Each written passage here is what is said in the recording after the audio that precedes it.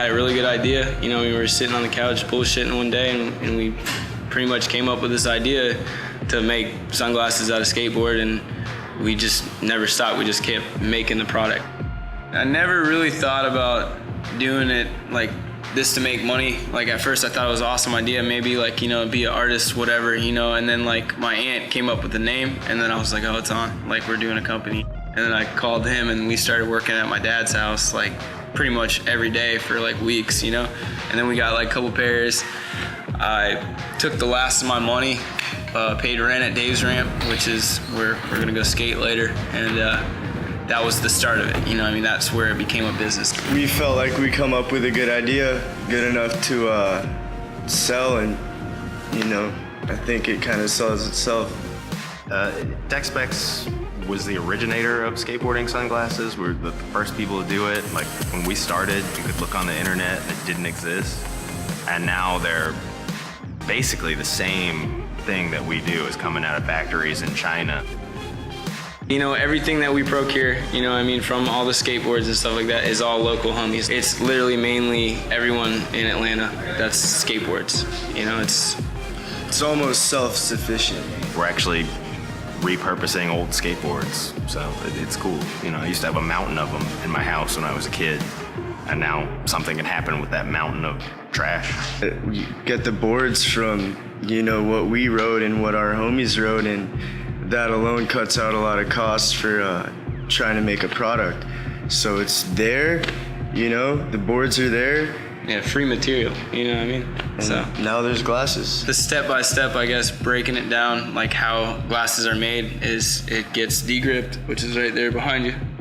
It goes to the CNC, gets cut out by machine, and then it gets planed down, which is like kind of just like, you know, making it the right thickness with the earpieces and the frames. So the frames come out of the tails of the board, which creates a concave like this, because the tails, you know, are obviously like this, and then the concave in the middle of the board, you know, it's like that. So that's the frame, and it kind of just worked out to the point where that's what the whole idea was. We saw like a natural bend in the wood that was able to fit your face, you know, without doing anything already to it, you know, and all you need to do is just hand sand it, you know. There's a lot more involved in it, you know, like painting and assembly and a lot of other stuff that people do that, you know, doesn't really get seen. I got to see my friend come up with some awesome ideas, take my skateboard and turn them into sunglasses.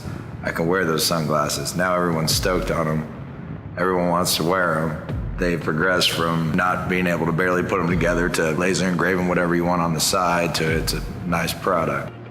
The fact that the company's sprouted from a hobby, a pastime of both of ours, and you can actually make money out of your hobby, which was, at first, it would be, as a kid, I thought, you know, to skateboard professionally, but to have something sprout out of skateboarding, which isn't, you know, being the actually dude. Skateboarding.